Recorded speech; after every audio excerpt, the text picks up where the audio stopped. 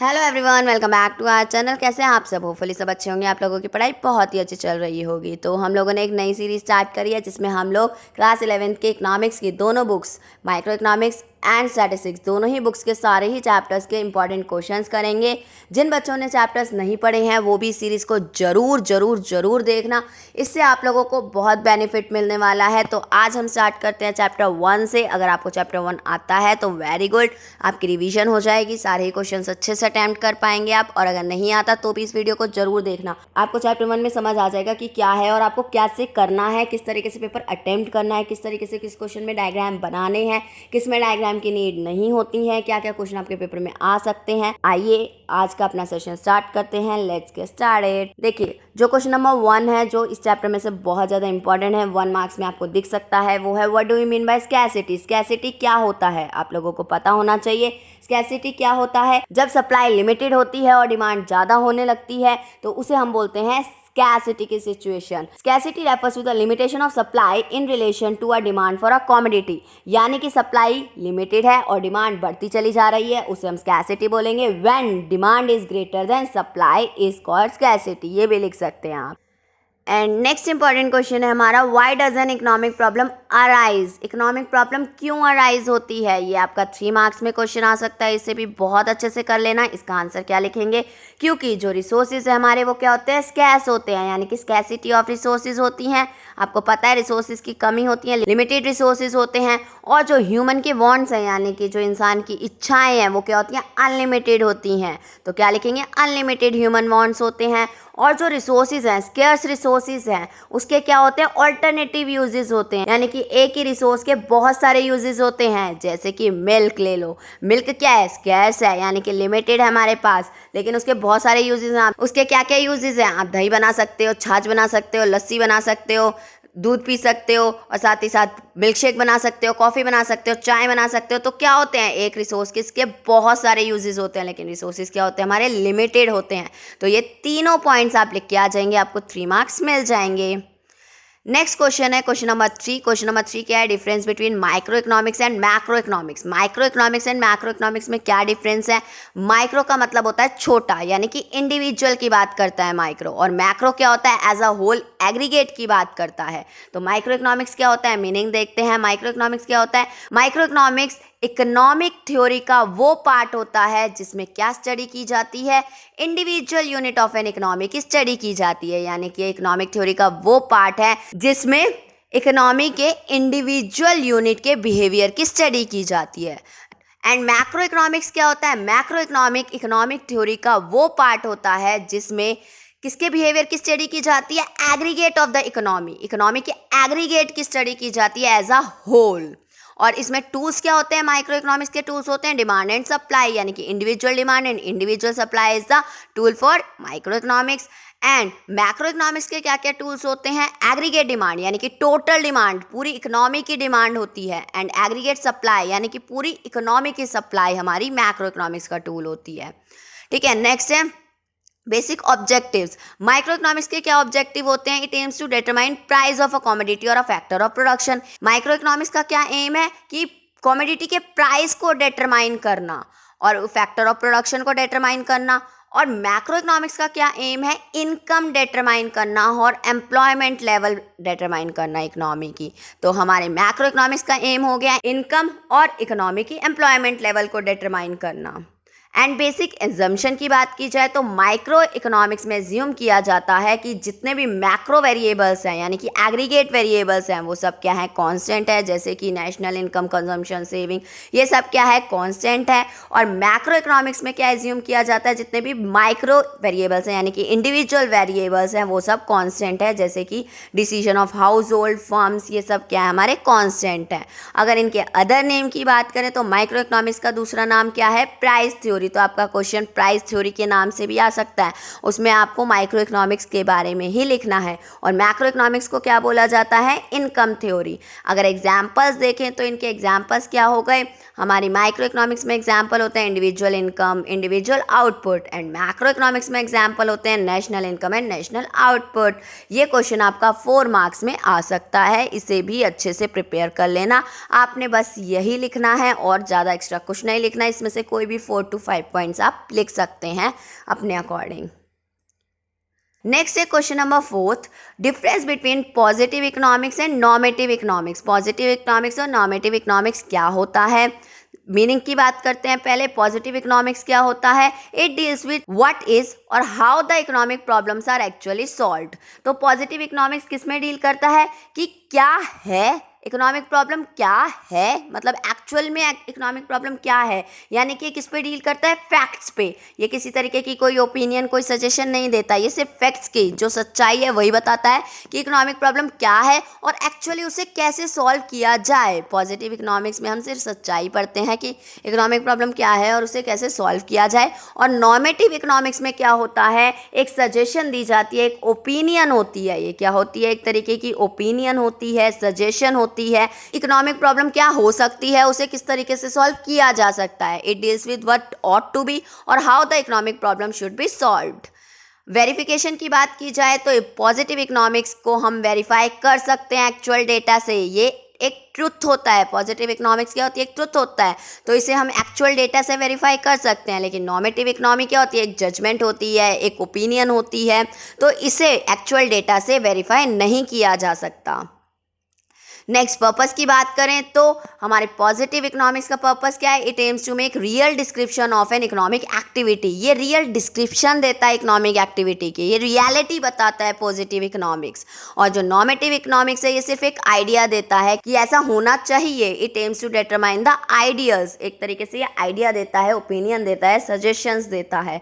Next बात करें suggestive की, तो पॉजिटिव इकोनॉमिक्स क्या है, किस पे बेस्ड है, फैक्ट्स है, ये ट्रुथ है एक तरीके का, ये कोई सजेस्टिव नहीं है, ठीक है। एंड नॉर्मेटिव इकोनॉमिक क्या है, it is based upon individual opinion, ये एक इंडिविजुअल ओपिनियन पे डिपेंड करती है। ये सजेस्टिव इन नेचर है, एक तरीके का सजेशन ही है कि इंडिया को प्राइस कंट्रोल करने के लिए स्टेप लेने चाहिए, तो एक तरीके की सजेशन है ये ट्रुथ नहीं है, कोई फैक्ट नहीं है, ठीक है। उसके बाद वैल्यू जजमेंट, पॉजिटिव इकोनॉमिक्स किसी तरीके की कोई वैल्यू जजमेंट नहीं देती है, ये एक फैक्ट है, ये एक ट्रुथ है, तो ये कोई वैल्यू जजमेंट नहीं देती है। लेकिन नॉर्मेटिव इकोनॉमी क्या है, वैल्यू जजमेंट प्रोवाइड करती है, वैल्यू जजमेंट देती है। अब एग्जाम्पल्स की बात करें तो पॉजिटिव इकोनॉमिक्स का एग्जांपल हो गया, price in Indian economy are constantly rising.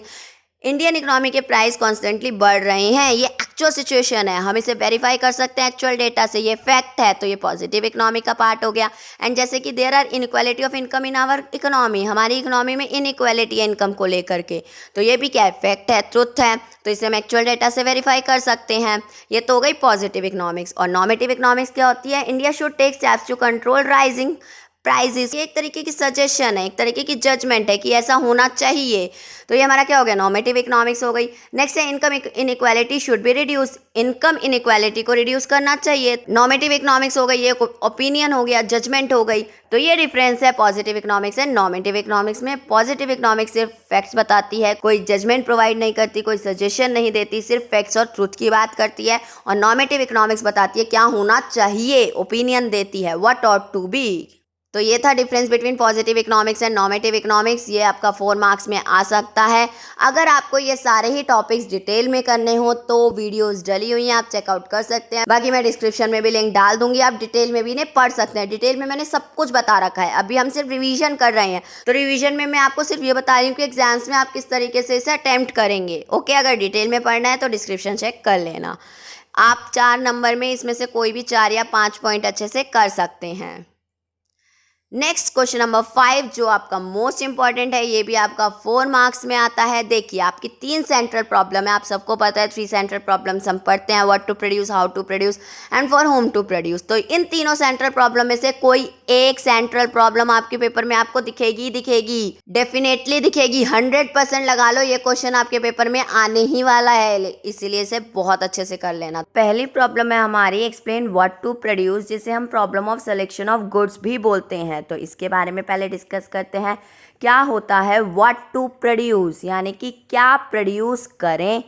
तो इसमें आप लोगों ने क्या लिखना है कि हमारी इकोनॉमी में कौन सी प्रॉब्लम अराइज हो रही है, व्हाट टू प्रोड्यूस, क्या प्रोड्यूस करें, यानी कि गुड्स एंड सर्विसेज का सिलेक्शन करना कि कौन से गुड्स एंड सर्विसेज प्रोड्यूस करने हैं, ये प्रॉब्लम क्यों अराइज होती है? क्योंकि हम सारे ही गुड्स प्रोड्यूस नहीं कर सकते, क्योंकि हमारे रिसोर्सेज क्या है, बहुत ज़्यादा स्केर्स हैं, लिमिटेड है हमारे पास। इसलिए हमें एक की प्रोडक्शन को बढ़ाने के लिए दूसरे गुड्स की प्रोडक्शन को कम करना पड़ता है। इसलिए हमें डिसाइड करना होता है, सेलेक्ट करना होता है कि कौन से गुड्स एंड सर्विसेज प्रोड्यूस करें, कंज्यूमर गुड्स प्रोड्यूस करें या फिर कैपिटल गुड्स प्रोड्यूस करें। क्या होते हैं हमारे कंज्यूमर गुड्स? जो कि कंज्यूमर को डायरेक्ट सेटिस्फेक्शन देते हैं, जैसे कि राइस, व्हीट, ये सब। और कैपिटल गुड्स क्या होते हैं? जैसे कि मशीनरी, इक्विपमेंट, जो कि फर्दर प्रोडक्शन के काम आते हैं, उसे हम कैपिटल गुड्स बोलते हैं। अगर हम कंज्यूमर गुड्स प्रोड्यूस करते हैं तो क्या होगा? लोगों का लिविंग स्टैंडर्ड बढ़ेगा। और अगर कैपिटल गुड्स प्रोड्यूस करते हैं तो क्या होगा? फर्दर प्रोडक्शन बढ़ेगी आगे की। तो हमें डिसाइड करना होता है कि कौन से गुड्स एंड सर्विसेज को प्रोड्यूस किया जाए, कंज्यूमर गुड्स को प्रोड्यूस करें या फिर कैपिटल गुड्स को प्रोड्यूस करें। जब हम ये डिसाइड कर लेते हैं कि कौन से गुड्स एंड सर्विसेज को प्रोड्यूस किया जाए, उसके बाद नेक्स्ट क्वेश्चन आता है कि हम कितनी क्वांटिटी में इन्हें प्रोड्यूस करें, इन गुड्स एंड सर्विसेज को हम कितनी क्वांटिटी में प्रोड्यूस करें। तो व्हाट टू प्रोड्यूस में आप इसी तरीके से लिखेंगे कि selection of goods and services to be produce के बारे में भी बताएंगे, क्वांटिटी टू बी प्रोड्यूस के बारे में भी बताएंगे। तो आपने लिखना इस तरीके से है। 4 मार्क का ये क्वेश्चन आ सकता है, आपने उसमें ये सब लिख कर आना है कि this problem involve selection of goods and services to be produced and the quantity to be produce of each selected commodity. Every commodity has limited resources and thus can not produce all the goods. क्योंकि हमारे पास economy में क्या होते हैं? Limited resources होते हैं, इसलिए हम सारे ही गुड्स को प्रोड्यूस नहीं कर सकते। मोर ऑफ वन गुड, अगर मुझे एक गुड को बढ़ाना है तो क्या करना पड़ेगा? लेस ऑफ अदर्स, दूसरे गुड को कम करना पड़ेगा। इस प्रॉब्लम में 2 एक्सपेक्ट है हमारे। पहला है what possible commodities to produce, कौन सी पॉसिबल कमोडिटीज को प्रोड्यूस किया जाए, कंज्यूमर गुड्स को प्रोड्यूस करें या फिर कैपिटल गुड्स को प्रोड्यूस करें। अगर कंज्यूमर गुड्स को प्रोड्यूस करते हैं तो पीपल की लिविंग स्टैंडर्ड बढ़ेगा, और अगर कैपिटल गुड्स को प्रोड्यूस करते हैं तो फर्दर प्रोडक्शन अच्छी होगी। तो कौन से गुड्स को प्रोड्यूस किया जाए? जब हम डिसाइड कर लेते हैं कि कौन से गुड्स को प्रोड्यूस किया जाए, उसके बाद हमें क्या डिसाइड करना होता है? हाउ मच टू प्रोड्यूस, कितना प्रोड्यूस करा जाए। उसके बाद इसका गाइडिंग प्रिंसिपल आपने जरूर जरूर जरूर लिख कर आना है कि गाइडिंग प्रिंसिपल क्या है व्हाट टू प्रोड्यूस का, कि हमें रिसोर्सेज को इस तरीके से एलोकेट करना है, इस तरीके से रिसोर्सेज को एलोकेट करें कि क्या मिले? ज़्यादा से ज़्यादा एग्रीगेट सेटिस्फेक्शन मिले। Allocate the resources in a manner which gives maximum aggregate satisfaction, यानी कि रिसोर्सेज को इस तरीके से एलोकेट करो कि वो ज़्यादा से ज़्यादा एग्रीगेट सेटिस्फेक्शन दे। तो ये हमारा गाइडिंग प्रिंसिपल भी आप लोगों ने जरूर जरूर जरूर लिख के आना है। 4 मार्क्स आपको पूरे मिल जाएंगे अगर इस तरीके से लिखते हैं तो। और इसे डिटेल में पढ़ना हो तो मैंने वीडियो डाल रखी है, चेकआउट कर सकते हैं।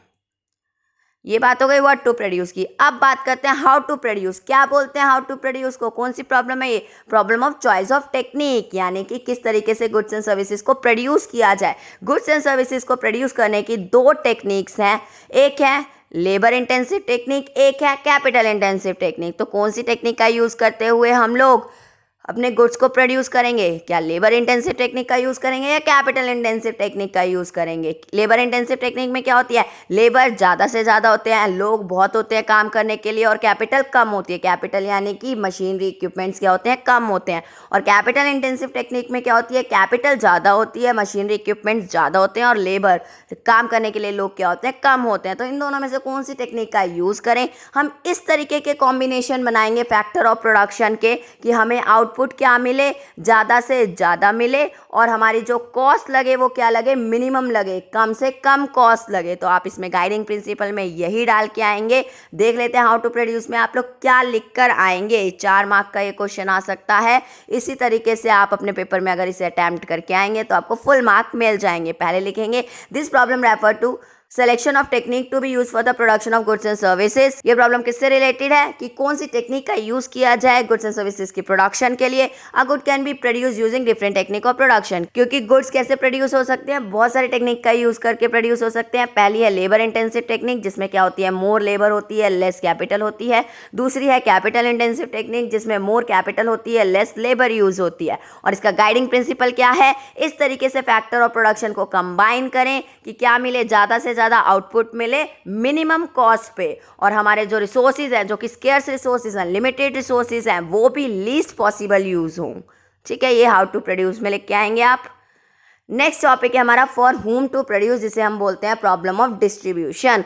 अब क्या प्रोड्यूस करना है, कैसे प्रोड्यूस करना है, ये तो डिसाइड कर लिया। अब डिसाइड करेंगे कि किसके लिए इसे प्रोड्यूस किया जाए। किसके लिए प्रोड्यूस करेंगे हम इसे? क्या रिच के लिए प्रोड्यूस करेंगे या पुअर के लिए प्रोड्यूस करेंगे? तो हम ये किसके लिए प्रोड्यूस करेंगे, ये अब हम इस प्रॉब्लम में जानेंगे। तो देखते हैं क्या है। The problem relates to the distribution of produce goods and services among the individual within the economy. ये प्रॉब्लम किससे रिलेट करती है कि जो गुड्स एंड सर्विसेज प्रोड्यूस हो चुके हैं उसे किस में डिस्ट्रीब्यूट किया जाए, किस इंडिविजुअल के बीच में डिस्ट्रीब्यूट किया जाए इकोनॉमी में। That is selection of the category of people who will ultimately consume the goods, यानी कि सेलेक्ट करना लोगों की कैटेगरी को जो कि इन गुड्स को कंज्यूम करेंगे। Whether to produce goods for more poor, क्या गुड्स बहुत ज़्यादा पुअर लोगों के लिए प्रोड्यूस किए गए हैं, या लेस रिच कम रिच के लिए करे गए हैं, या ज़्यादा रिच के लिए करे गए हैं, या लेस पुअर के लिए प्रोड्यूस करे गए हैं। किसके लिए प्रोड्यूस करे गए हैं ये goods are produce for those people who have the paying capacity.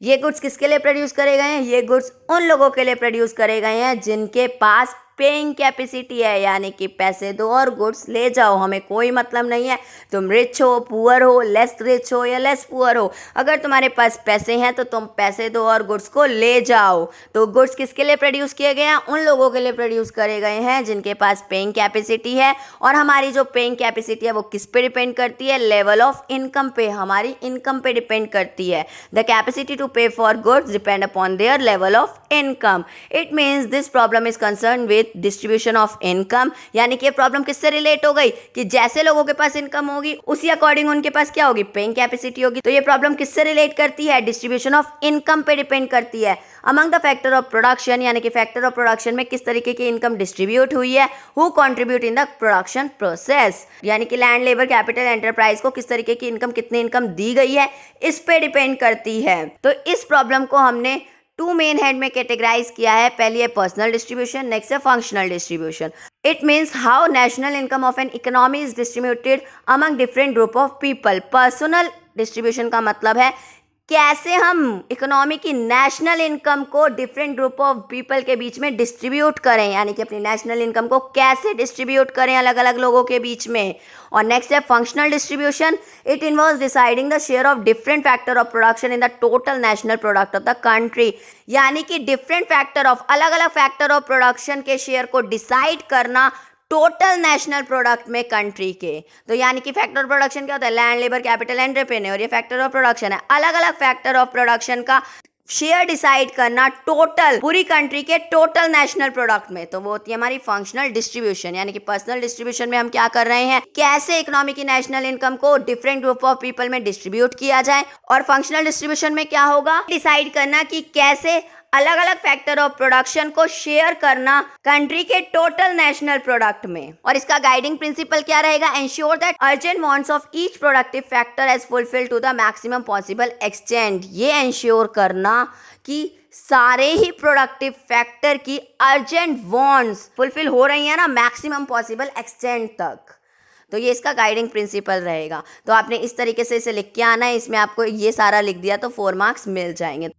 Next important question है हमारा, what is opportunity cost. Opportunity cost क्या होता है, ये 1 मार्क में क्वेश्चन आ सकता है।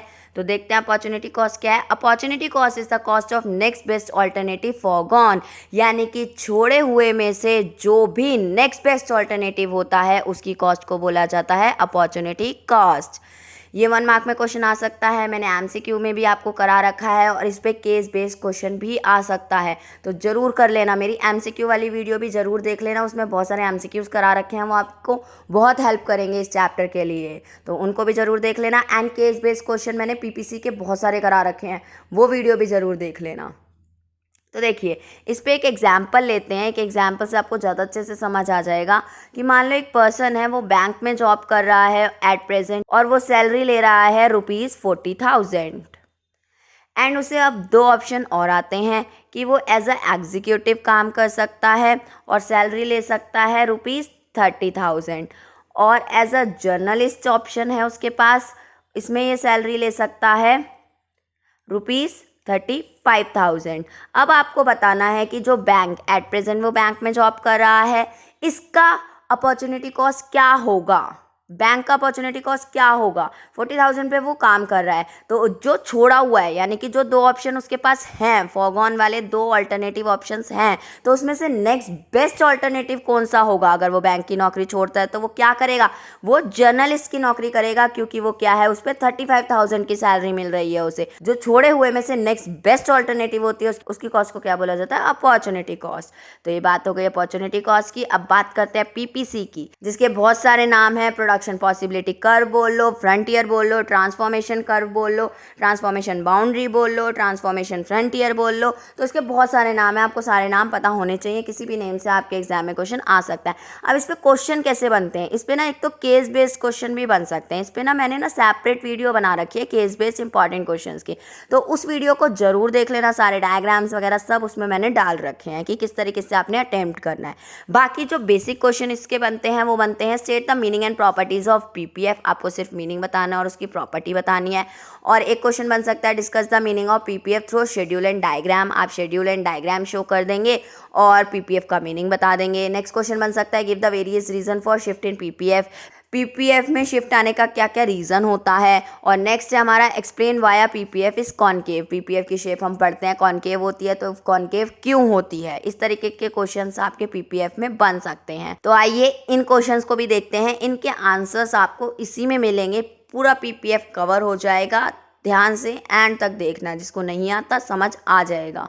पीपीएफ क्या होता है, PPF refers to the graphical representation. हम बोलते हैं ना प्रोडक्शन पॉसिबिलिटी कर्व, ये क्या है, एक तरीके का कर्व है। तो ये क्या है, एक ग्राफिकल रिप्रेजेंटेशन शो करता है किसकी, possible combination of two goods की। दो गुड्स के जितने भी कॉम्बिनेशन बन सकते हैं उनकी ग्राफिकल रिप्रेजेंटेशन प्रेजेंट करता है। दैट कैन बी प्रोड्यूस, जो कि कैसे प्रोड्यूस हो रहे हैं, गिवन रिसोर्सेज और गिवन टेक्नोलॉजी के साथ प्रोड्यूस हो रहे हैं। यानी कि जो रिसोर्सेज हैं उसी में और जो टेक्नोलॉजी है उसी में दो गुड्स प्रोड्यूस हो रहे हैं, उसके पॉसिबल कॉम्बिनेशन को ग्राफिकली रिप्रेजेंट किया जाता है, उसे हम पीपीएफ बोलते हैं।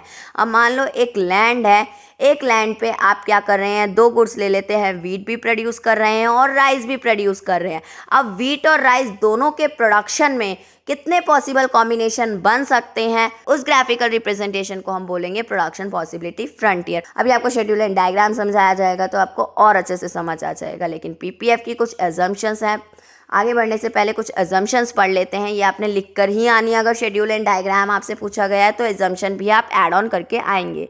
तो एजम्पशन क्या है कि amount of resources in an economy is fixed. जो रिसोर्सेज हैं उसका जो अमाउंट है वो क्या रहेगा, फिक्स रहेगा। यानी कि आपके रिसोर्सेज क्या है, फिक्स है। आपकी लैंड इतनी है तो इतनी ही रहेगी। नेक्स्ट है with the help of given resources only two goods can be produce. जो रिसोर्सेज आपके पास गिवन है उसमें सिर्फ और सिर्फ आप कितने गुड्स प्रोड्यूस कर सकते हैं, दो ही गुड्स प्रोड्यूस कर सकते हैं। नेक्स्ट है the resources are fully and efficiently utilise. और ये जो पूरा रिसोर्स है, जैसे कि हमने रिसोर्स में लैंड ले रखी है, तो ये लैंड पूरी तरीके से और एफिशिएंटली यूटिलाइज की जाएगी, यानी कि इसका कोई भी हिस्सा छोड़ा नहीं जाएगा, ये फुली एंड एफिशिएंटली यूटिलाइज की जाएगी।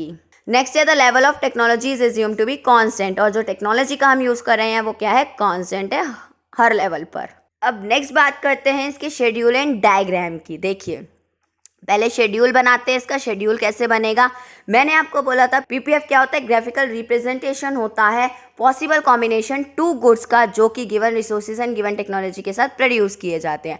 तो पॉसिबल कॉम्बिनेशन हमने ले लिए A B C D E F G, ये हमारे पॉसिबल कॉम्बिनेशंस हो गए, ठीक है, ये पॉसिबिलिटीज हो गई। अब गुड ए ले लिया एक मैंने और एक ले लिया गुड बी। देखिए अब ये लैंड है, यहाँ पे वीट प्रोड्यूस हो रही है और यहाँ पे राइस प्रोड्यूस हो रही है। जितना ज़्यादा हिस्सा राइस को दूंगी उतना हिस्सा वीट का कम करना पड़ेगा। तो यानी कि एक गुड क्या होगा, सेक्रीफाइस होगा, तभी तो दूसरा गुड क्या होगा, गेन करेगा। तो एक गुड को क्या करना पड़ेगा, मुझे सेक्रीफाइस करना पड़ेगा दूसरे गुड को गेन करने के लिए, यानी कि अपने रिसोर्सेज एक गुड से दूसरे गुड में देने पड़ेंगे, ट्रांसफ़र करने पड़ेंगे, तभी तो दूसरा गुड मैं प्रोड्यूस कर पाऊंगी। तो यही एक कहानी हम लोगों ने अब समझनी है कि गुड ए से हम सेक्रीफाइस करके गुड बी को कैसे देंगे, यानी कि रिसोर्सेज जो गुड ए में लग रहे हैं उसको थोड़ा सा कम करके उन रिसोर्सेज को हम गुड बी में दे देंगे। तो कैसे करेंगे देखते हैं। जैसे कि गुड ए है, उसकी यूनिट में 21 प्रोड्यूस कर रही हूँ, उस टाइम पे गुड बी में 0 कर रही हूँ, यानी कि सारे रिसोर्सेज किस में लग रहे हैं, गुड ए में लग रहे हैं। गुड बी उस टाइम पे कुछ भी नहीं है। अब मुझे गुड बी थोड़ा सा प्रोड्यूस करना है, 1 यूनिट गुड बी की प्रोड्यूस करनी है, तो मेरे को क्या करना पड़ेगा, गुड ए को थोड़ा सा सेक्रीफाइस करना पड़ेगा। तो मैंने गुड ए की कितनी यूनिट प्रोड्यूस करी, 20 यूनिट्स प्रोड्यूस करी। अब मैं गुड बी को थोड़ा और गेन करना चाहती हूँ, मैंने गुड बी की 2 यूनिट्स प्रोड्यूस करी, तो मुझे गुड ए को थोड़ा और सेक्रीफाइस करना पड़ेगा। तो मैंने गुड ए की 18 यूनिट्स प्रोड्यूस करी। फिर मैंने गुड बी को थोड़ा और बढ़ाया, तो गुड बी की मैंने 3 यूनिट्स गेन करी, तो मुझे गुड ए को और सेक्रीफाइस करना पड़ेगा। तो मैंने गुड ए की 15 यूनिट्स प्रोड्यूस करी। गुड बी को मैंने थोड़ा और गेन करा, 4 यूनिट्स करी गुड बी की, तो मेरे को गुड ए को और सेक्रीफाइस करना पड़ गया। तो गुड ए की मैंने क्या करी, सिर्फ और सिर्फ 11 ही यूनिट्स प्रोड्यूस करी। उसके बाद मैंने गुड बी और प्रोड्यूस करा, 5 यूनिट मैंने गुड बी की कर दी, तो मुझे गुड ए को और ज़्यादा सेक्रीफाइस करना पड़ेगा, तो मुझे 6 ही यूनिट्स मिली। गुड ए की मैंने 6 ही यूनिट्स प्रोड्यूस करी। जब मैंने गुड बी को सारे रिसोर्सेज दे दिए, सारे ही रिसोर्सेज अब गुड बी को दे दिए, तो गुड बी तो ज़्यादा होता गया, गेन होता गया, और गुड ए क्या हो गया हमारा, बिल्कुल 0 हो गया। तो आपने क्या देखा कि गुड ए ने रिसोर्सेज गुड बी को भी दे दिए, तो गुड ए को सेक्रीफाइस करना पड़ा अपनी यूनिट को गुड बी के गेन के लिए। ठीक है, तो ये तो हो गया हमारा शेड्यूल। इस तरीके से बनेगा, आपको इसे रट्टा नहीं मारना है, आपको इसे कैसे बनाना है वो भी सिखाया जाएगा। देखिए गुड ए जो है वो सेक्रीफाइस हो रहा है, गुड बी गेन हो रहा है। तो गुड ए क्या कर रहा है, अपने रिसोर्सेज ट्रांसफर कर रहा है गुड बी को गेन करने के लिए। ठीक है, तो अब क्या होता है, ये कितने नंबर ऑफ यूनिट से सेक्रीफाइस हो रहा है उसे हम बोलते हैं MOC। ये जो गुड ए सेक्रीफाइस कर रहा है ना, कितने नंबर ऑफ यूनिट से सेक्रीफाइस कर रहा है गुड बी के गेन के लिए, तो उसे क्या बोला जाता है, मार्जिनल अपॉर्चुनिटी कॉस्ट। क्या बोलते हैं, MOC। अब हम देखेंगे कि कितना कितना सेक्रीफाइस कर रहा है गुड ए। देखो 21 से 20 हुआ, यानी कि जब गुड बी को 1 यूनिट से गेन किया गया तो गुड ए ने 1 यूनिट अपनी सेक्रीफाइस कर दी। तो फर्स्ट वाला तो डैश हो गया, तो ये कितना सेक्रीफाइस किया, 1 यूनिट सेक्रीफाइस करी, तो MOC कितना हो गया, 1। उसके बाद देखा जब हमारी गुड बी 2 यूनिट प्रोड्यूस हुई, तो गुड ए ने 2 यूनिट सेक्रीफाइस करी। 20 से 18 हो गया ना, ये कितना सेक्रीफाइस करा, 20 माइनस 18, 2 यूनिट्स का सेक्रीफाइस करा। और उसके बाद जब 2 से 3 हुआ गुड बी, तो गुड ए ने कितना सेक्रीफाइस करा, 18 से 15 हो गया, कितनी यूनिट का सेक्रीफाइस करा, 3 यूनिट्स का। इसी तरीके से आपका MOC निकलता है। MOC होता क्या है, नंबर ऑफ यूनिट्स होती है जितना भी गुड सेक्रीफाइस कर रहा है दूसरे गुड्स के गेन के लिए। ठीक है, तो अब 15 से क्या हुआ, उसके बाद 11 हुआ, यानी कि कितना सेक्रीफाइस कर रहा है गुड ए, 4 यूनिट का सेक्रीफाइस कर रहा है, तभी तो 4 यूनिट हमारी गुड बी की बढ़ रही है, गेन कर रही है। जब गुड बी की 5 यूनिट हुई तो गुड ए ने कितना सेक्रीफाइस करा, 5 यूनिट्स का सेक्रीफाइस करा। और जब रिसोर्सेज सारे गुड बी को दे दिए गए और गुड ए 0 हो गया, तो आप देख रहे हैं कितना सेक्रीफाइस कर रहा है गुड ए, 6 का सेक्रीफाइस कर रहा है। तो ये था हमारा MOC। होपफुली आपको MOC भी साथ साथ समझ आ गया होगा। अब ये बात करते हैं MRT की। MRT होता है हमारा मार्जिनल रेट ऑफ ट्रांसफॉर्मेशन। इसका फॉर्मूला क्या होता है, delta sacrifice, delta unit sacrificed upon में डेल्टा यूनिट्स गेन। इस तरीके का ये फॉर्मूला होता है। और इसका क्या होता है, MRT का मतलब क्या होता है, MRT रेशो बताता है कितने रेशो में एक गुड ने सेक्रीफाइस किया है दूसरे गुड को गेन करने के लिए। MRT क्या बताएगा आपको, रेशो बताता है। और MOC क्या बताता है आपको, नंबर ऑफ यूनिट्स बताता है। तो यही फ़र्क है MOC और MRT में। अगर आपके पेपर में MOC आया तो आपको नंबर ऑफ यूनिट्स बतानी है, और अगर MRT आया तो आप रेशो बताएंगे। अब रेशो कैसे निकालेंगे, रेशो का फॉर्मूला है डेल्टा सेक्रीफाइस अपॉन में डेल्टा गेन, यानी कि चेंज इन सेक्रीफाइस, जो सेक्रीफाइस हो रहा है उसमें जितना चेंज आया अपॉन में जो गेन हो रहा है उसमें कितना चेंज आया। तो MRT देखते हैं, पहले वाला तो आपका डैश ही रहेगा। अब आप देख रहे हैं सेक्रीफाइस, पहले लेंगे सेक्रीफाइस। सेक्रीफाइस में कितना चेंज आ रहा है, 1 का ही चेंज आ रहा है। और गेन में देखो कितना चेंज आ रहा है, 0 से 1 हो रहा है, 1 का ही चेंज आ रहा है। नेक्स्ट कॉम्बिनेशन में देखते हैं, ये 20 से 18 हो रहा है, यानी कि सेक्रीफाइस कितना हो रहा है, देख रहे हैं कितना हो रहा है सेक्रीफाइस, 2 का सेक्रीफाइस हो रहा है। रेशो गेन कितना हो रहा है, 1 से 2 का हो रहा है, तो यानी कि गेन तो 1 का ही हो रहा है। उसके बाद क्या हो रहा है हमारा, जब नेक्स्ट कॉम्बिनेशन पे जाते हैं तो 18 से 15 यूनिट्स हो रही हैं गुड ए की, तो कितना सेक्रीफाइस कर रहा है, ये 3 का सेक्रीफाइस कर रहा है, लेकिन गेन कितने का हो रहा है, 2 से 3 का हो रहा है, यानी कि 1 का ही गेन हो रहा है। इसी तरीके से नेक्स्ट कॉम्बिनेशन पे जाते हैं तो 15 से 11 हो रहा है गुड ए, यानी कि कितने का सेक्रीफाइस देख रहे हैं, 4 का सेक्रीफाइस देख रहे हैं। और लेकिन गुड बी कितना गेन कर रहा है, 1 का ही गेन कर रहा है, 3 से 4 हो रहा है, 1 का ही गेन कर रहा है। इसी तरीके से जब आप आगे करेंगे तो इस तरीके का रेशियो निकल जाएगा, आप खुद निकाल सकते हैं इन्हें। तो आप क्या देख रहे हैं, आपने किस तरीके से बनाना है ये शेड्यूल, इस तरीके से बनाना है कि जो ये सेक्रीफाइस है गुड ए को सेक्रीफाइस करते हुए दिखाना है और गुड बी को गेन करते हुए दिखाना है। और एमओसी क्या होना चाहिए, इंक्रीज होना चाहिए, यानी कि जो आपका गुड ए दिखाएंगे वो क्या दिखाएंगे, गुड ए को सेक्रीफाइस तो करेगा गुड ए, लेकिन किस रेट से सेक्रीफाइस करेगा, एट इंक्रीजिंग रेट, यानी कि बढ़ते हुए रेट से करेगा सेक्रीफाइस। की पहले आप दिखा रहे हैं ना, 1 का सेक्रीफाइस हुआ, फिर 2 का सेक्रीफाइस हुआ, फिर 3 का सेक्रीफाइस हुआ, फिर 4 का सेक्रीफाइस हुआ, फिर 5 का सेक्रीफाइस हुआ, फिर 6 का सेक्रीफाइस हुआ। सेक्रीफाइस आप करेंगे इंक्रीजिंग रेट से, ठीक है। ये तो बात हो गई शेड्यूल की, अब आप खुद बना सकते हैं शेड्यूल पूरा। अब हम बात करते हैं इसके डायग्राम की। डायग्राम में आप बनाएंगे वाई एक्सिस बनाइए, ये एक्स एक्सिस बनाइए, एक्स एक्सिस, ये वाई एक्सिस। हमेशा याद रखना वाई एक्सिस पे क्या आएगा आपका, जो गुड सेक्रीफाइस कर रहा है वो वाई एक्सिस पे आएगा, यानी कि गुड ए हमारा क्या आएगा, वाई एक्सिस पे आएगा। जो गुड क्या कर रहा है, सेक्रीफाइस कर रहा है, वो गुड हमेशा वाई एक्सिस पे आएगा। और एक्स एक्सिस पे कौन सा गुड आएगा, जो गुड गेन कर रहा है उसे हम एक्स एक्सिस पे लिखेंगे, जो कि हमारा क्या है, गुड बी है। ये चीज़ आप लोगों ने याद रखनी है, तो कभी डायग्राम गलत नहीं होगा। ये उल्टा कर दिया तो आपका डायग्राम गलत हो जाएगा, ठीक है। तो ये चीज़ याद रखना, वाई एक्सिस पे क्या बनेगा, सेक्रीफाइस वाला बनेगा, एक्स एक्सिस पे गेन वाला बनेगा। अब हम नंबर्स ले लेंगे, यहाँ पे तो आप 6 नंबर्स ले लेना, क्योंकि आपको ये दिख रहा है, ये तो 1 2 3 4 5 6 है गुड बी का, तो ठीक है, 1 2 3 4 5 6, ठीक है। और गुड वाई का देखते हैं कितने कितने के गैप पे काम चल जाएगा, 3 3 के गैप पे काम चल जाएगा हमारा, 3 6 9 12 15 18 21, 21 ही हाईएस्ट है, तो हो गया ये, ठीक है। इस तरीके से हमने ग्राफ बना लिया है। अब देखते हैं, पहले हम देखेंगे गुड बी। गुड बी क्या है, 0 0 गुड बी लिया, ठीक है, और गुड ए लिया 21, यहाँ पे ये बना 21, ठीक है। तो ये क्या हो गया, हमारा ए पॉसिबल कॉम्बिनेशन बन गया। नेक्स्ट है हमारा 1 पे, जब गुड बी क्या है हमारा 1 है, जब गुड बी 1 है तो हमारा गुड ए कितना है, 20 है। जब गुड बी 1 है तो हमारा गुड ए कितना है, 21 से नीचे दिखा दो, 20 है, ठीक है। तो ये वाला आपका बन गया बी कॉम्बिनेशन। नेक्स्ट सी कॉम्बिनेशन में क्या है, जब गुड बी हमारा 2 है तो हमारा गुड ए कितना है, 18 है। 2 पे हमारा कितना है, गुड ए 18 है। तो इस तरीके से ये बन गया आपका सी कॉम्बिनेशन।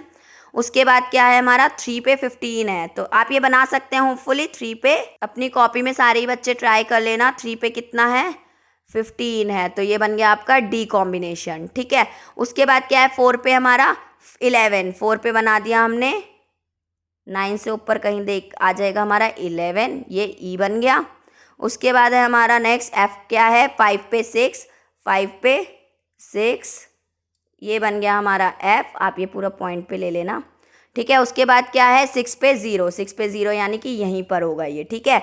ये बन गया हमारा जी। जब हम इस पॉइंट को मीट कर देंगे ना, इन सब पॉइंट को आप मीट कर देंगे तो ये आपकी क्या आ जाएगी, कॉनकेव शेप आ जाएगी। क्या आ जाएगी, ये कॉनकेव शेप आ जाएगी। और ये कॉनकेव शेप क्यों है, ये क्वेश्चन भी आ सकता है कि ये कॉनकेव शेप क्यों बना है। ये जो आपका डायग्राम बनेगा वो इस तरीके से बनेगा।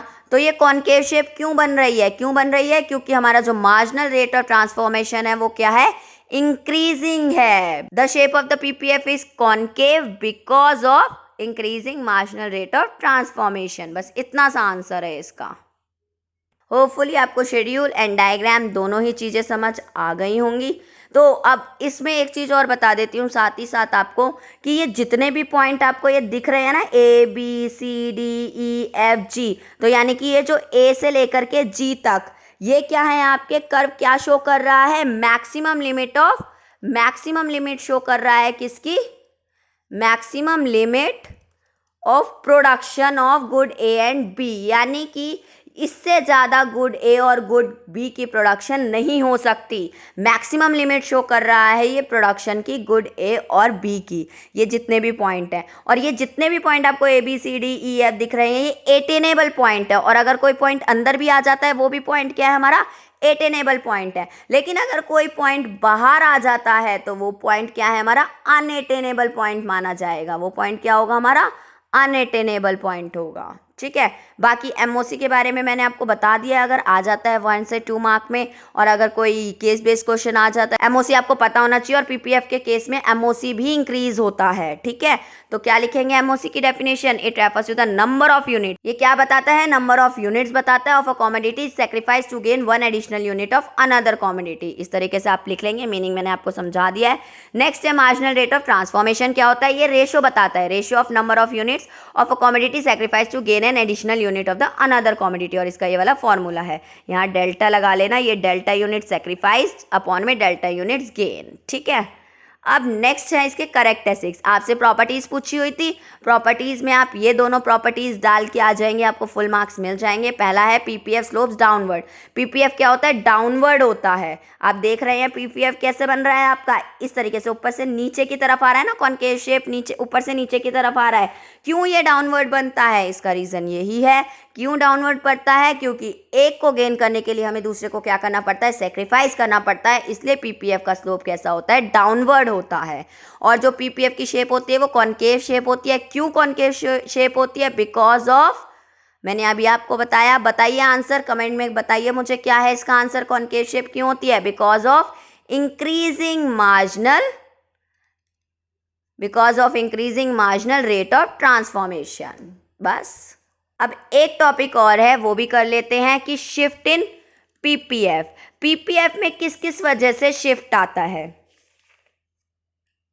देखिए, पीपीएफ में या तो रिसोर्सेज में चेंज आने की वजह से या फिर टेक्नोलॉजी में चेंज आने की वजह से शिफ्ट आता है। अगर हमारे रिसोर्सेज की ग्रोथ हो गई, यानी कि हमारे रिसोर्सेज बढ़ गए, तो क्या हो गया, पीपीएफ राइटवर्ड शिफ्ट हो जाएगा। क्या करके दिखाएंगे, पीपीएफ को राइटवर्ड शिफ्ट करके दिखाएंगे। कैसे होगा, देखो ये डायग्राम बना आपका, ये कॉनकेव शेप दिखा दोगे, इसको क्या कर दोगे, इस तरीके से राइटवर्ड शिफ्ट करके दिखा दोगे। ठीक है, और ग्रोथ कब होती है रिसोर्सेज की, जैसे कि मान लो कुछ भी हो गया, लेबर फोर्स बढ़ गई यानी कि रिसोर्सेज बढ़ गए तो पीपीएफ राइटवर्ड शिफ्ट हो जाएगा।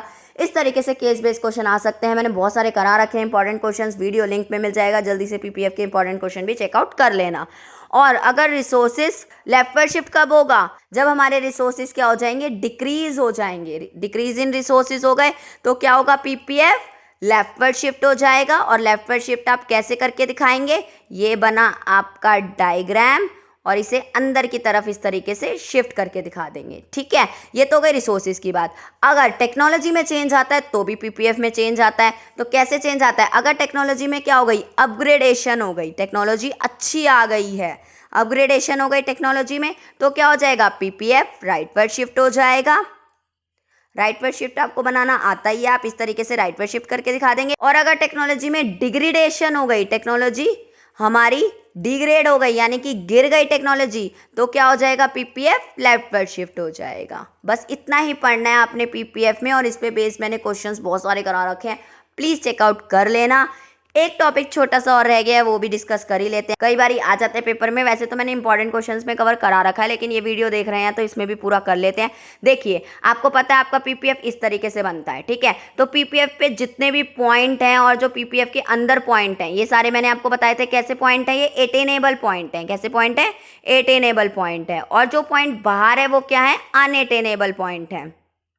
अनएटेनेबल, बाहर जितने भी पॉइंट्स आपको दिखेंगे वो क्या बनेंगे, अनएटेनेबल पॉइंट बनेंगे। ठीक है, अब बात करते हैं कि हमारे फुली एंड एफिशिएंटली यूटिलाइज कौन से पॉइंट हैं। जो हमारे पॉइंट ये सिर्फ पीपीएफ पे हैं, ये क्या है हमारे, फुली एंड एफिशिएंटली यूटिलाइज। ये पॉइंट्स क्या है हमारे, फुली एंड एफिशिएंटली यूटिलाइज। और जो पॉइंट हमारा पीपीएफ के अंदर है, ये अंडर यूटिलाइजेशन का पॉइंट है। क्या है, अंडर यूटिलाइजेशन का पॉइंट है, जो कि आपने पढ़ा भी होगा। इसे हम मैसिव अनएम्प्लॉयमेंट भी बोलते हैं। इस टॉपिक को प्लीज पढ़ लेना, मेरी वीडियो में डला हुआ है इंपॉर्टेंट क्वेश्चंस में। इसे हम बोलते हैं मैसिव अनएम्प्लॉयमेंट। पॉइंट का पॉइंट। और ये क्या होता है, जो बाहर पॉइंट है ये क्या है, ओवर यूटिलाइजेशन ऑफ रिसोर्सेज है, यानी कि रिसोर्सेज का कुछ ज़्यादा ही यूटिलाइजेशन कर लिया हमने।